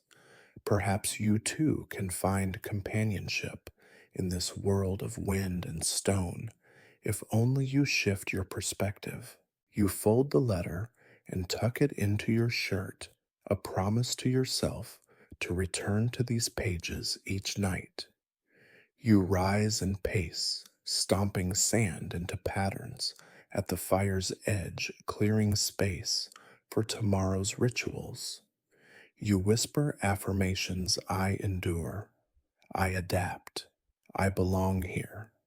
The words taste strange in your mouth, but bolster your resolve. Leaning against a driftwood post, you gaze inland, where your carved notches and stone cairns glow faintly in the lantern's light. They stand as silent witnesses to your journey, markers of triumph over fear and doubt. You let their persistence comfort you. If each tally can withstand storms and wildlife, perhaps your spirit can too. You sit once more by the fire, pulling your knees close as the embers fade. You press your hand to your chest, feeling the steady thrum of your heartbeat, proof of life, proof of presence. The island hums around you, and in that hum, you sense a conversation, the wind answering your words, the trees echoing your rhythm, the sea murmuring your continuation. Tonight, loneliness remains, but it shifts shape. It becomes a companion rather than an enemy, its presence a reminder of everything you cherish and everything you fight for. You breathe deeply, extinguish the lantern, and lie back on the foam. Your eyelids flutter as sleep approaches, comforted by the knowledge that memory and ritual will guide you through the darkness. Daylight teases the horizon as you awaken to another chorus of island sounds, and your first thoughts turn to innovation. Your tools, once salvaged, have become extensions of your will, but today you push beyond mere survival crafting more advanced implements to reshape this environment in your favor. You begin with the bones of yesterday's rabbit, cleaned and sun dried. You examine one long femur, noting its sturdy, hollow structure. You fashion it into a needle by sanding one end against a flat rock until it tapers to a fine point. The process takes patience, tiny flakes of bone chipping away, but you relish each moment, understanding that this needle could stitch fabric, mend shelters, or even harvest delicate fruits without bruising them. Next, you tackle your vine and hook fishing line, still effective but limited by short reach. You select a slender palm sapling, its wood both flexible and strong, and strip away its outer bark. With your pocket knife, you whittle it into a split spear shaft, then bind the handle section with twisted vine for grip. At its tip, you tie two fishing hooks side by side, spacing them to improve catch probability. The craftsmanship feels ceremonial. As you tighten each knot, you muse on how every loop in the vine is a pact between you and life here. Armed with your new spear line, you head to the tidal pools you dub Breakfast Beach. Low tide has exposed rocky basins teeming with small fish darting among barnacles. You kneel at the water's edge, spear poised. With a fluid motion, you thrust twice, hooking two fish in rapid succession. You reel them in like a fisherman, experienced gratitude warming your chest as you free each from the barbed hooks. Your next innovation centers on fire. Last night's banked coals still smolder beneath ash, but you dream of a more dependable ignition method. You gather flint like stones scattered near the rocky hollow and chip one against hardened metal wire from your salvaged ropes, producing thin sparks that dance briefly before fading. You catch one spark on a pad of dried moss, coaxing it into flame. Encouraged, you braid a small pouch from thinner vine strands to hold this tinder your spark pouch. It's light portable and ensures that a single spark will ignite fire anywhere on the island. With fire assured, you turn to water storage improvements. Your coconut shell and seed husk containers work, but you crave something larger. You locate the largest shell you can find, part of a former hull satchel casing, and hollow it, chopping edges until they're smooth enough to hold water. You reinforce its seam with layers of palm frond fibers woven like sinew. The resulting bowl carries twice the volume, allowing fewer trips to the spring. You strap it across your back with vine loops, testing its weight and balance by filling it and walking in tight circles. Finally, you design a trap for land animals. You identify a narrow game path between the fruit grove and marsh, carving a series of stakes from driftwood and palma inside. You fasten a loop of vine rope to each stake, using the needle you made to stitch small cloth pouches to the rope ends, bait holders for nuts or fruit. Trigger sticks and counterweights complete the mechanism when an animal tugs at the pouch. The stake springs upright, snaring the creature by the leg. The system is silent compact and can be set with minimal disturbance to your camp. By midday, prototypes lie scattered: a bone needle, a hooked spear line, a spark pouch, a reinforced water bowl, and a series of traps ready for deployment. You survey your work with burgeoning pride. Where once the island dictated the terms of existence, you now shape its offerings to your design.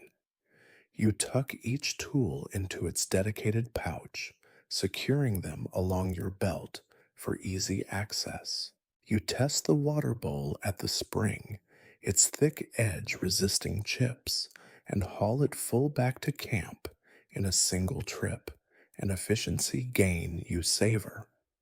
You launch the spear line again at Breakfast Beach, its dual hooks catching 3 fish this time. You strike your spark pouch against a wire core, igniting a flame even in damp morning air. You reset one trap near the edge of the grove, slipping a ripe mangosteen into its bait pouch. As the sun declines, you walk between markers, you carved setting each trap and checking alignment. You pause at each imagining the day's bounty collected by your ingenuity. Sunlight filters through leaves, illuminating your tools like trophies of progress. You feel a rush of transformation, no longer a passive survivor, but an engineer of your own destiny. At dusk, you return to camp with fish in tow, some caught by spear line, others by hook. You empty the water bowl into your containers, its seams dry and secure. You inspect your traps. One holds a small rabbit, its leg snagged but unbroken. You gently release the animal from its binds, grateful for meat and fur, then rebait the trap and cover your tracks. You assemble a final ceremony around the fire. You line up your 5 innovations and pour a drop of fresh water onto each, sealing their place in your survival. Flames dance around them, casting elongated shadows that stretch across the sand like reaching fingers. You sit leaning back on foam bone needle in hand and sketch simple plans in the sand for future improvements, perhaps a sling for hunting birds or a pulley system to lift heavy logs. Night falls, and you store your creations within the cave, wrapping each in cloth to protect from moisture. You rest your head against driftwood and close your eyes, mind abuzz with possibilities. The island has given you challenges, but these tools prove you can transcend them. Tomorrow you will build more, carve deeper into the island's secrets, and inch ever closer to turning this deserted land into a reflection of your will. The horizon bleeds gold when you rise, and your first sight is the spring's gentle drip, a promise kept. Today you chase a whisper of hope rescue. Last night, through a gap in the canopy, you glimpsed a distant sail on the open sea. It could have been a mirage, but it reignited the flame of possibility. You pack your signal kit, polished metal panel salvaged from the hull, a length of orange canvas, and a bundle of dried palm fronds for smoke. You trek to the plateau ridge where sightlines run far. The journey is brisk. Your reinforced water bowl swings at your side, and the scent of dawn orange blossoms drifts on the breeze. Every notch and cairn greets you as an old friend guiding your steps upward. At the crest you pause, drawing deep breath of salty air, and the vast ocean stretches before you, steel blue, vast, indifferent. You unpack the metal panel and hold it like a mirror, angling it toward the sun. You shift your weight, tilting until a sliver of light splits the world, a brilliant flash high in the sky. You envision rescue planes, coast guard vessels, or passing yachts catching this beacon. Then you wave the orange canvas, its vivid hue stark against the rocky ground. Your heart clips with anticipation. Minutes pass. You puff a pile of fronds under a wide flat stone, and black smoke coils upward in thick knotted ropes. You fan the smoke with a piece of canvas, sending each plume higher. You imagine a ship's crew spotting this signal, their curiosity piqued by the unnatural haze. As the morning sun climbs, the heat warps the distant horizon. You stand vigilant, throat tight with hope, scanning the sea for movement. You drop and rearrange stones to spell SOS on the plateau floor, using pale sand to contrast against darker rocks. The letters stretch nearly 10 feet across, readable from the sky should a plane pass overhead. Hours slip by, and doubt seeps in like a tide. Each glint off the ocean might be sunlight on a wave or the sail of a ship, but nothing materializes. You kip under the orange canvas, eyes closed, listless, but refusing to sleep. When a seabird circles low, you kick your legs and wave both arms, reminding yourself that perhaps you must become the signal, not just the smoke. At midday, you descend to the spring for water, gulping a fresh cup. You spit to clear dust, then refill the reinforced bowl. To keep fire, you let embers smolder beneath ash. You fashion a handheld torch from resin soaked wood and drape it with canvas so it burns bright orange. You make for the ridge once more, flame flickering torch in hand. Back atop the plateau, you wield the torch, its fire crackling in the wind. You wave it, chanting aloud, "Here, here."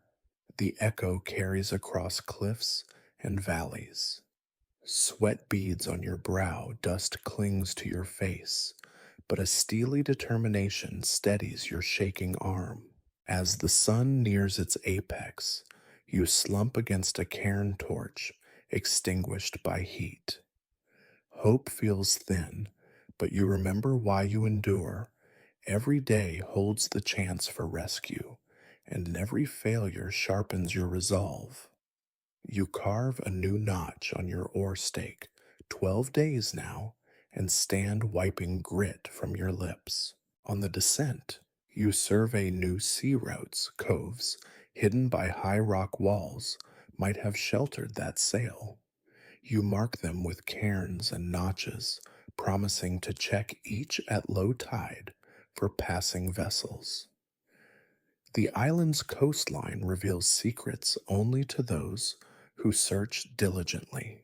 By afternoon, you return to camp as signal tools bundled on your back. You sort through supplies, fuel for smoke canvas, scraps, metal shards.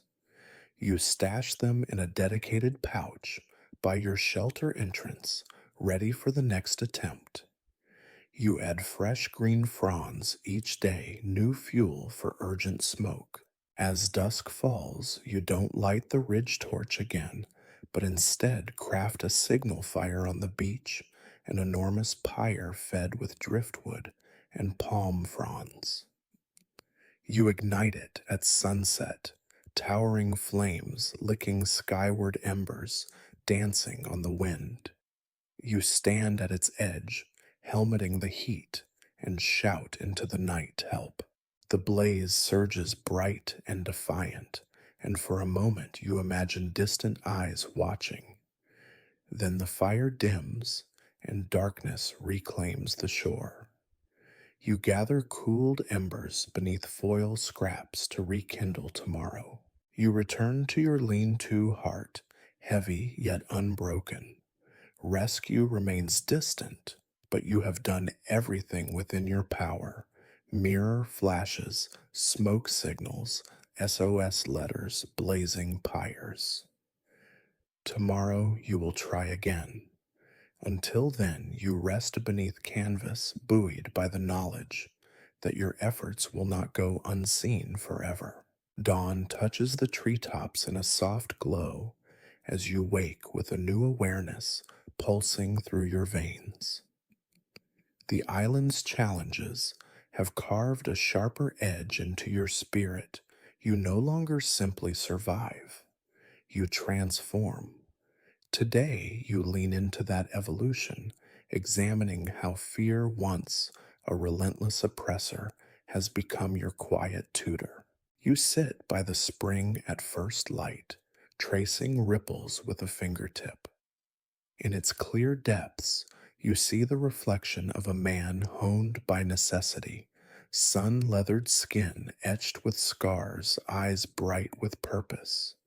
You recall the primal panic you first felt, waking on the sand, the desperation in those early scavenging days. Now you feel gratitude for each near miss, each moment when instinct and ingenuity spared you. You tilt your head, letting a droplet from above splash onto your forehead, a baptism of clarity. Leaving your makeshift basin full, you wander toward the fruit grove, each footfall deliberate. The grove's vibrant life feels like a mirror for your own growth. You pluck a ripe fig and press it between thumb and forefinger, then let its juices stain your palm, proof that nourishment can blossom even in isolation. You lift the fruit to your lips and taste sweetness that once seemed impossible here. From the grove, you traverse stone cairns toward the plateau ridge.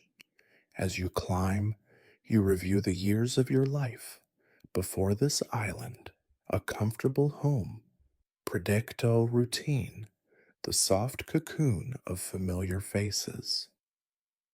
On the island, those comforts dissolved, forcing you to confront raw reality. Where once you sought safety in repetition, you learned to embrace uncertainty, improvising with driftwood and wire. That shift, you realize, rippled into every aspect of your being. Resilience now permeates your identity. At the ridge, you pause, surveying the vast expanse before you, forest coast, hidden valleys. The same sight that once imposed terror now emboldens you. You steady yourself on a cairn's flat capstone, feeling its cool surface beneath your palm, a link between earth and aspiration. You close your eyes and breathe deeply, inhaling salt and pine, and exhale doubt. Thoughts of home surface, shared laughter, the hum of traffic, the feel of city air, but they no longer sting. Instead, they are threads in the tapestry of your evolution. You realize that the person who boarded that boat, confident in routines and comfort, would be unrecognizable to the person you are now honed by storms, solitude, and sweat. You tilt your compass toward the valley you've mapped, noting its narrowing path into unknown depths. Adventure calls where the map ends. Not chasing rescue today, you decide. Today is about inner exploration. You descend along your carved trail fingers, tracing notches and trunks, marking each stage of growth. Each tally is a testament survival, yes, but also transformation. Entering the valley, you navigate mist-coated spires of rock and arches of vines. Beneath the arch, you pause to honor the gate that once felt menacing. Today, it feels like an invitation. You step through heart steady. The ground slopes to a hidden lagoon, its surface a mirror of glass-like stillness. You crouch at its edge, watching ripples distort reflections of palm fronds above, and you ponder your own reflection in this journey. You reach into your pouch for the bone needle you crafted, and with precise movements, You stitch a patch onto the canvas lining of your shelter, an act of repair and renewal mirroring your own. Each stitch binds torn edges together, and you feel that same mending within fear, once jagged and tearing, now woven into strength. With stitching complete, you turn to the lagoon's edge, filling your reinforced bowl with water so still it seems solid. You sip, letting the cool clarity flow through you, centering mind and body. You close your eyes, recalling the first time you drank island water, bitter, uncertain, and compare it to this pristine taste. The difference mirrors your progress from raw desperation to confident mastery. You stand and forage nearby, finding edible algae and tender shoots you had shunned before. You taste one, its briny flavor surprising in its richness. As you chew, you marvel that your palate has expanded along with your skill set. Where once you accepted only what sustained you, now seek variety, drawing joy from discovery. Your gaze drifts upward to the valley walls, patterns of lichen and bark forming natural frescoes. You recognize that life flourishes in cracks and crevices, here adapting to light and shade. That resilience resonates with you. Your psyche, once brittle under pressure, has flexed and evolved to thrive in hardship. You pack a handful of lagoon algae in a cloth pouch to experiment with cooking over the fire, a new recipe for tomorrow's feast. Then you dive deeper into the valley, curiosity guiding you past familiar markers to uncharted territory. You push aside ferns until you stumble upon a hidden shelf, a flat stone wide enough to sit upon.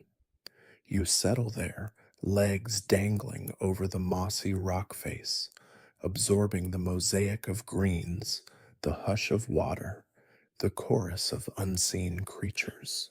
You reflect on the rituals you've built, fire making water runs, mapping, signaling.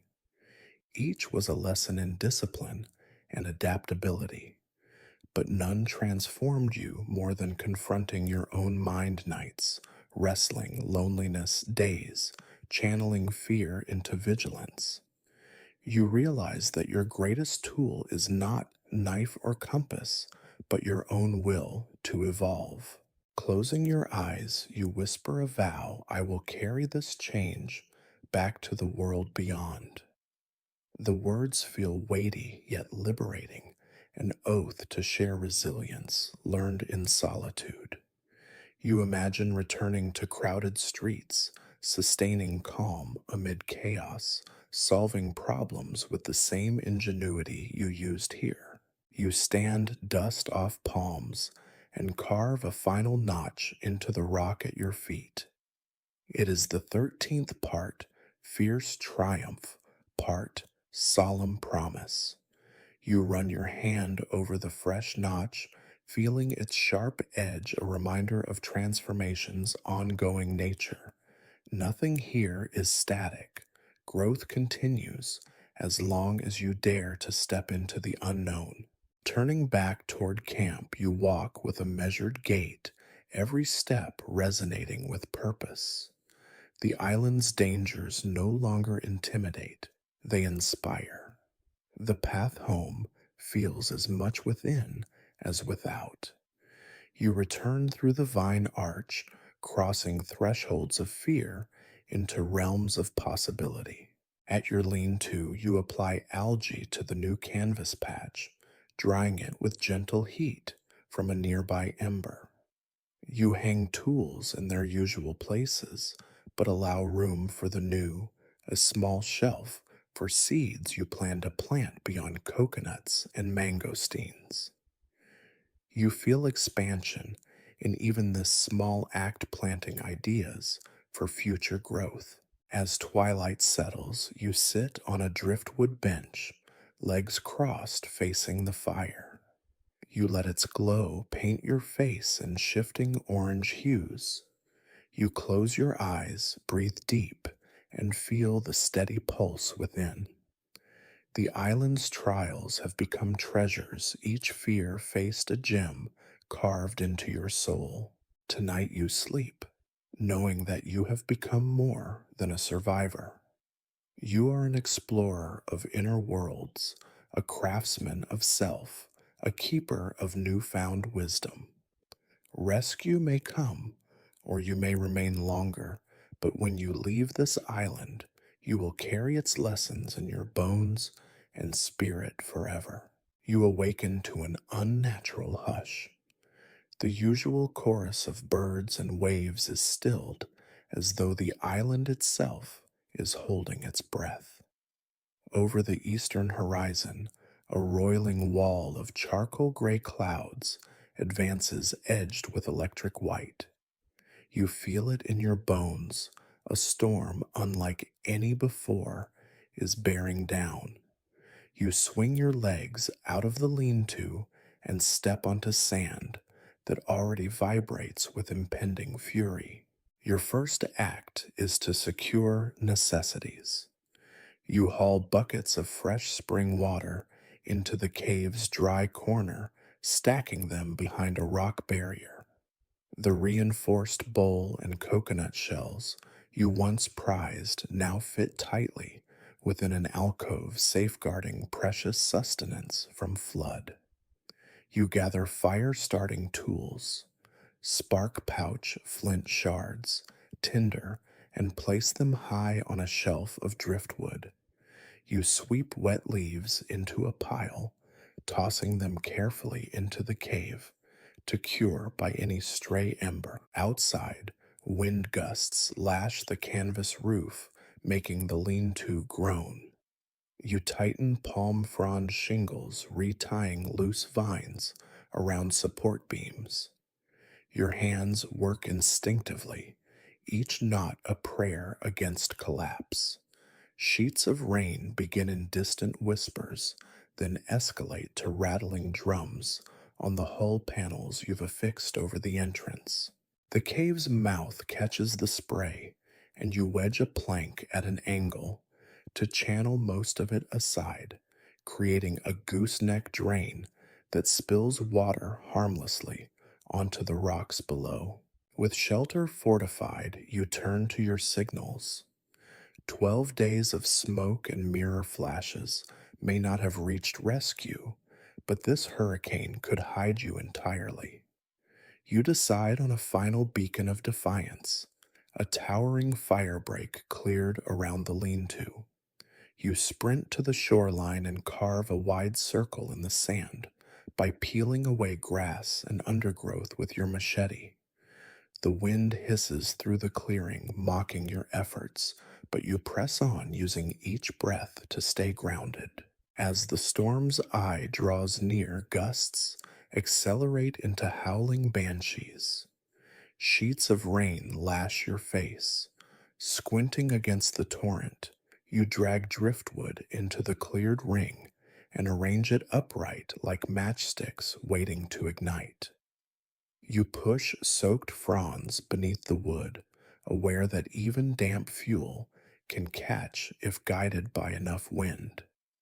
At the center, you place your last remaining torch, its canvas flame resistant, but capable of providing a spark against the gale. Your muscles ache from the fight, but exhaustion holds no compassion for the unprepared. You light a single ember from your spark pouch and hold it to the torch's edge. The wind seizes it instantly, transforming it into a lance of orange that flares and dances. You drop the torch into the base of the driftwood scaffolding and step back, pounding the sand in triumph as sparks climb the wet wood. Flames sputter, then grow into a writhing pillar of fire, racing upward in defiance of the storm's darkness. Rain and wind slam the blaze, but the wood's vertical orientation channels heat and oxygen, into a singular, unforgettable inferno. You stand drenched and shaking, your eyes wide with equal parts fear and exhilaration. The fire's roar is a rallying cry you will not be extinguished. Flames lick the sky smoke, twisting into the hurricane's belly, an incandescent beacon that marks your presence in the chaos. Lightning cracks overhead, illuminating the island in strobing bursts. You shield your eyes, heart pounding in time with the thunder. You think of far off aviators or sailors glimpsing this conflagration and redirecting toward hope. Even if no one arrives, the fire's fury is a testament to your will, an ember of self that persists when all else threatens to splinter. You let the blaze burn until heat scorches your face, then retreat to the lean to's cave. Inside, you huddle beneath tarps and foam, listening to the storm's wrath. Wind shrieks through the oar stake markers outside, bending them into submission. Rain assaults the canvas roof, probing every seam. You feel the lean-to shutter flex, but you made it strong. You press a hand to the wall as if comforting an old friend. We hold together. The night stretches interminable. You sip from a coconut shell of spring water, every swallow measured against the wind's roar. You recall the meticulous drills of fire-making, tool-crafting mapping, and you understand that no ritual mattered more than this moment, the ritual of resolve. Here at the hurricane's peak, you are both an ember and the storm tested beyond measure, yet surviving. When the storm's fury finally crests, you rise in the dim light. The world outside is transformed. Trees, uprooted palms snapped. Your once sturdy shelter, battered but intact. Sand dunes have shifted, burying some cairns under new drifts. The fire circle remains a charred crater, flames reduced to smoldering coals.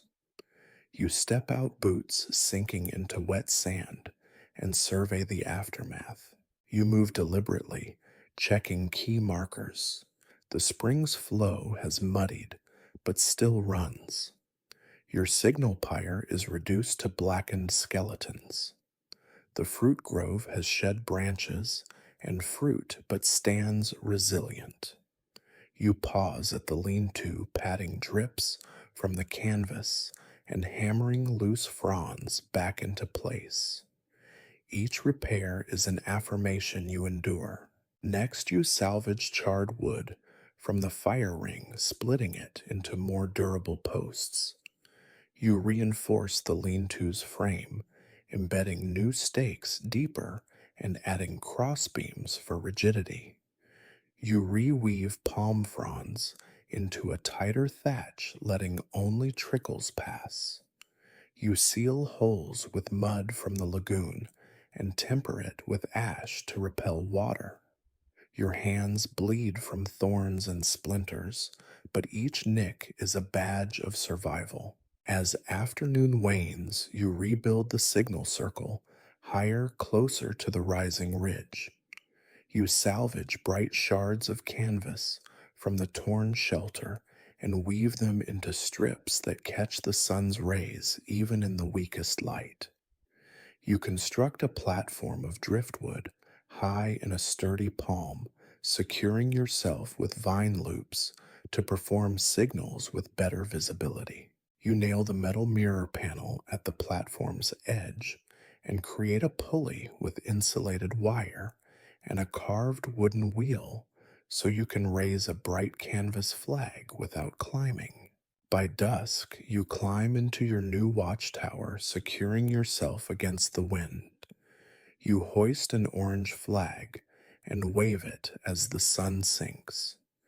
You catch sparklers of light on the polished panel, angling them toward the sea. Below the island lies fractured but vibrant, a testament to renewal after ruin. You feel the wind less as a threat now, and more as an ally filling the flag, like a sail behind your effort. Night falls, and you light a small brazier beside the watch platform, its glow small but determined. From your perch, you scan the horizon, every crest and trough, a potential silhouette of a ship or plane. You hold vigil until stars twinkle through thinning clouds, and you sense that the storm's fury has gifted you something unexpected, a vantage point, and a renewed sense of control. You descend the ladder, heart racing with adrenaline and fatigue. You collect your tools, needle, spear line, spark pouch, and compass all still stowed on your belt. You pause at the cave entrance, turning back for a moment to imprint the scene in memory, the battered but unbroken lean to, the watchtower looming above the island, stretching wide in every direction. Tonight you sleep under a sky cleansed by rain, feeling both the hurricane's echo and the island's heartbeat beneath you. You know tomorrow will bring fresh challenges, erosion, supply checks, more signals, but tonight you rest on the bedrock of your own resilience. The island has tried to wash you away, but like the charred core of your fire ring, you remain renewed, reshaped, and resolute.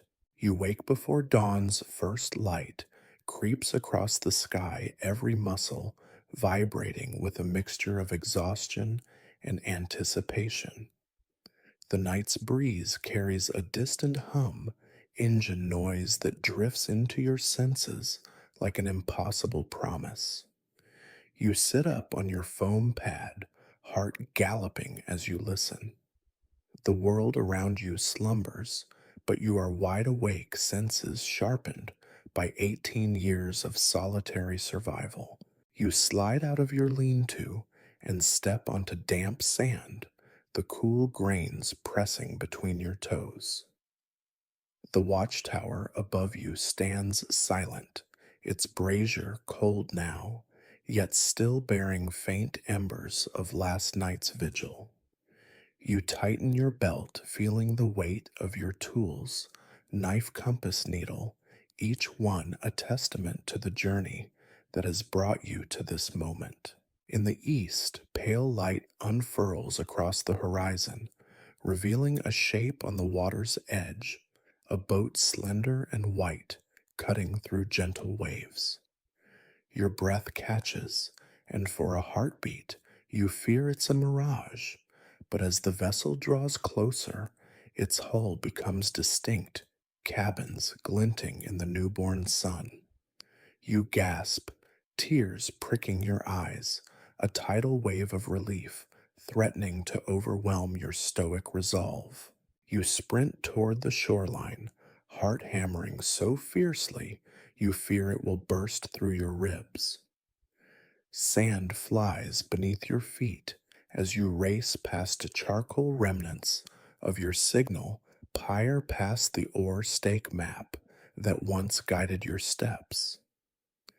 Each landmark you pass feels hallowed, now sacred witnesses to your solitary reign over this island. At the water's edge, you crouch low, waving both arms above your head, orange flag snapping in the breeze at your hip. The boat's engine purr harmonizes with the crashing surf, and a voice crackles through a megaphone.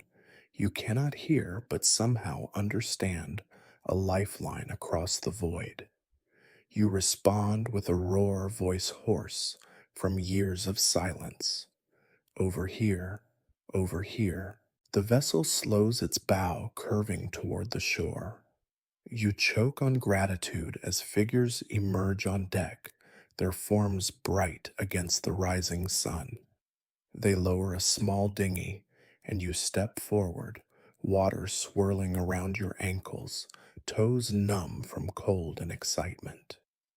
You extend a trembling hand as the boat's crew reaches out. You clench a fist in triumph, press to your chest, remembering pounding rain, scorching sun, nights spent wrestling loneliness days, consumed by fear and craft. Every moment has led to this reunion with the rest of humanity. A crewman grasps your hand and hauls you aboard.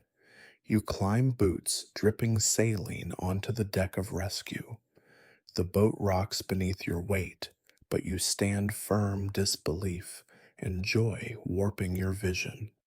Fresh uniforms, radios crackling the scent of diesel and coffee. These sensations swirl around you like a dream. You bring a hand to your forehead, shading your eyes against blinding possibility. They offer water from a metal flask and a warm blanket. You drink greedily the cool liquid sliding down your throat as if lubricating your very essence for the world beyond. You wrap the blanket around your shoulders, watching the island recede in the morning light. Shrubs, palm trees, your shelter, the watchtower, all diminish like memories fading at the edges. Yet each remains etched in your heart, a proof of endurance. A photographer captures the moment your face, salt crusted and lined with survival, illuminated by hope. You force a smile, tears tracing rivulets through grime. The crew sift through your belongings, marveling at your ingenious tools, a bone needle spark pouch, reinforced bowl carved map. You explain each in staccato gestures and words choked with emotion. They nod awed by your resourcefulness. As the boat's motor thrums to life, you glance back at the island one last time. You see not desolation, but a crucible where you were forged. You see shelter in palms, sustenance, in fruit and spring transformation, in every carved notch and stone cairn. You salute the land, the place that tested you, shaped you, saved you. Warmth floods your limbs as the boat turns toward the open sea. You lean on the railing blanket, wrapped tightly compass clipped to your belt, pointing north. Ahead lies civilization, bright lights, voices, the hum of countless lives. You breathe deeply, tasting salt and diesel, mingling old world and new. You feel poised between two realms, carrying island wisdom into the vast tapestry of humanity. The sun rises fully now, gilding the water and bathing you in light. You wink at the island's silhouette as it shrinks, whispering a vow I will never forget. Your tears glisten like dewdrops, and you press your palm to your heart, pulse steady, spirit unbroken. You step away from the railing, ready to embrace the world you left behind, but never truly abandoned. Your journey of 18 years ends with a dawn more radiant than any you witnessed in solitude. You face the future with the confidence of one who lived fully fearless, inventive, and forever changed. You return to civilization, forever altered by 18 years of solitude on a deserted island that became both adversary and sanctuary. Your story is more than survival. It is a testament to the human spirit's boundless capacity to adapt, innovate, and endure. From the first broken beam on the shore to the final beacon of smoke and flame, every moment was a step toward mastery over fear and circumstance. Through thirst, hunger, storms, and loneliness, you carved a pathway to resilience, crafting tools from bones and wire, mapping your world with notches and cairns and forging routines that anchored your mind and body. The island's hidden spring granted life when hope was thin. Its fruit groves offered sweetness amid struggle. Its forests tested your courage and honed your instincts. In carving not only shelter, but also meaning, you transformed raw desperation into purpose. You learned that loneliness once, an enemy, could become a mirror reflecting your inner strength. Danger taught humility, and innovation became your salvation. Your final sunrise marked not an end, but a new beginning, a rebirth into a world brimming with possibilities. You disembark onto a crowded deck, carrying tools of ingenuity and stories of triumph.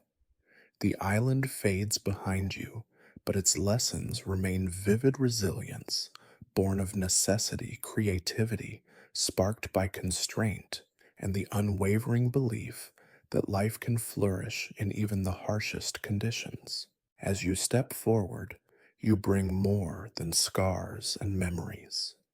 You carry the quiet confidence of one who has mastered solitude and found purpose within it. This journey reminds us all that true strength arises not from comfort, but from the courage to face the unknown, to innovate in adversity, and to transform challenges into triumphs.